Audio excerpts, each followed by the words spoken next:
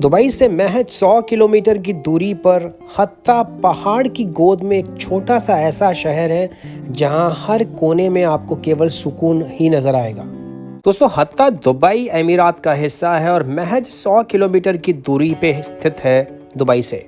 खूबसूरत पहाड़ों, rich culture और हेरिटेज के अलावा बहुत सारे नए टूरिस्ट अट्रैक्शन के बदौलत हत्ता ने अपनी खासी नई पहचान बनाई है टूरिज्म इंडस्ट्री में। तो आइए आपको लेके चलते हैं इस हसीन खूबसूरत शहर हत्ता की सैर पे। हत्ता शहर का टोटल क्षेत्रफल यानी एरिया 140 स्क्वायर किलोमीटर है और ये समुद्री तल यानी मीन सी लेवल से 1082 फीट की ऊंचाई पे पूरे अल हज्जार माउंटेन रेंज की गोद में स्थित है। और ये है यहाँ का किला जो कि तकरीबन 1806 में बनाया गया था हत्ता को दुश्मनों से बचाने के लिए। इस किले की बनावट से ही आपको पता लग गया होगा कि इस पूरे किले के पत्थर अल हज्जार माउंटेन्स यानी पहाड़ों से लाए गए थे और इनको जोड़ा गया था लीपापोती करके चूने से यानी लाइमस्टोन से। इसी किले के अंदर आपको एक छोटा सा म्यूजियम भी मिलेगा जहाँ पे पुरानी चीज़ें डिस्प्ले की गई। और ये देखें, छोटा सा एक घरौंदा जहाँ से दुश्मनों पे हमला या दुश्मनों पे पैनी नज़र रखी जाती थी। पूरा किला उस ज़माने में एज रेजिडेंशियल फोर्ट के तौर पे भी इस्तेमाल किया जाता था। उस ज़माने के गवर्नर, जिनको वली के नाम से बुलाया जाता था, अपने परिवार के साथ में यहाँ पे रहते थे। हेरिटेज विलेज के बाद में शरिया फार्म जाना ना भूलें। यहाँ पे आप बेहतरीन तरीके से सिंचाई कैसी की जाती थी, अरबी भाषा में अल फलज सिस्टम के नाम से जाना जाता है, वो आप यहाँ पे देख सकते हैं।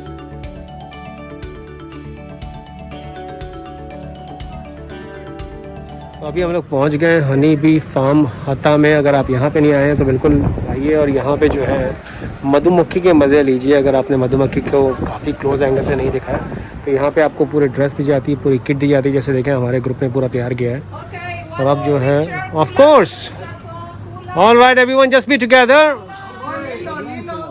तो हेड पहन लिया, सब कुछ सिक्योर कर लिया। अब जो है शायद आप मुझे पहचान नहीं पाएंगे, मेरी आवाज़ जो है ज़रूर आप तक पहुँच रही है। तो ये है हत्ता हनी बी फार्म और इन छोटे छोटे इसमें रहती हैं मधुमक्खियाँ, जैसे आप मेरे पीछे देख सकते हैं।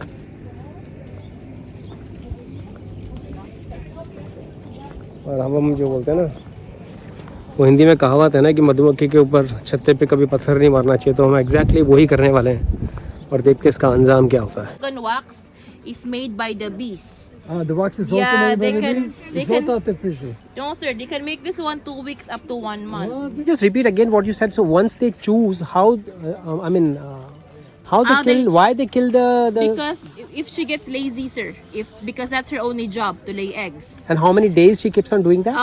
What do you mean, sir? How many days? I mean, what's the role how many days she plays that role of being the queen? The queen can live up to 5 years. 5 years she can be Yes, the queen. but if ever for those 5 years she gets lazy or stops making babies, that's the time that they will kill her or attack her. Ah. Yeah, so from these cocoons over there, I will show it to you. Did you see the baby bees?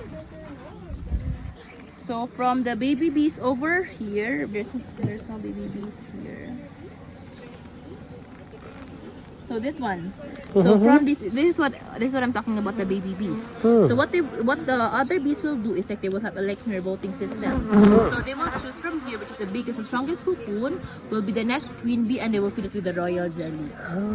Yeah. I'm sure आप लोगों ने सुना होगा कि अगर जो queen भी होती है, जो रानी जो मधुमक्खी है, अगर वो बिल्कुल भी अपनी लेजीनेस या आलसपन दिखाती है तो सारी मधुमक्खियाँ मिलकर उसको मार देती है और उसका टेन्योर कम से कम 5 साल तक चल सकता है। और उसके बाद मारने के बाद में एक नई जो हनी बी है, जो रानी है, वो चूज़ की जाती है उन सारे के सारे कबीले में से और उसको जो है रॉयल जेली मतलब कि शाही जो जेली है, जो हनी है, उसके साथ में उसको नहलाया जाता है और उसकी ताजपोशी की जाती है। बड़ा गजब सिस्टम है यार। इतना तो मतलब इतना डिटेल सिस्टम तो अपने ह्यूमन बींग्स या मानव में भी नहीं है। अभी हम लोग यहाँ से जाएंगे हत्ता डैम और हत्ता डैम में जाके वहाँ पे हम लोग बोटिंग का भी प्रोग्राम है और आई एम श्योर आप लोगों को जो है मज़ा आएगा।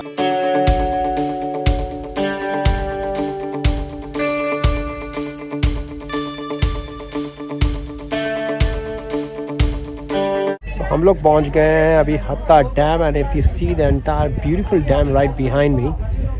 और ये बिल्कुल नेचुरल डैम है। जितने भी पहाड़ हैं चारों तरफ, पूरा जो पानी है ये बारिश का पानी वो सब इकट्ठा होता है इन पहाड़ों के बीच में। और अगर आप दुबई में रह रहे हैं और आप हत्ता नहीं आए बॉस, तो आपने एक बहुत ही अच्छी नेचुरल जो ब्यूटी है वो आपने मिस करी है।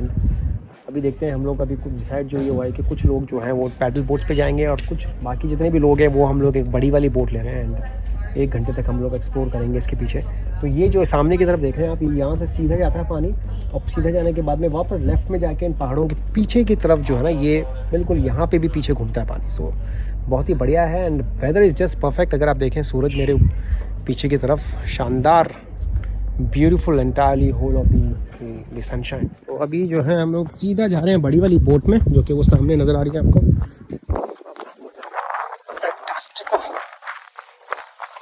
जैकेट वैकेट पहन के बिल्कुल तैयार हो गए हैं हम लोग अभी बोट की तरफ। और सामने की तरफ बोट है, बिल्कुल वहाँ पे पीछे की तरफ आ रहे हैं, बिल्कुल पीछे वो बड़ी वाली बोट में हम लोग जाएंगे। और 2 लोग जो हैं वो गए हैं कयाक करने के लिए, वो सामने बैठे हुए हैं और वहाँ पे उनको बोल दिया गया है कि 1 घंटे के अंदर आना है कैसे भी करके। और ये पूरा का पूरा जो है ना, ये फ्लोटिंग बनाया है प्लेटफॉर्म, जो कि पानी के ऊपर तैर रहा है। बहुत ही बढ़िया, इनोवेटिव। और ये अगर आप देखें तो ये पूरा जो है ना, ये दबता है। ये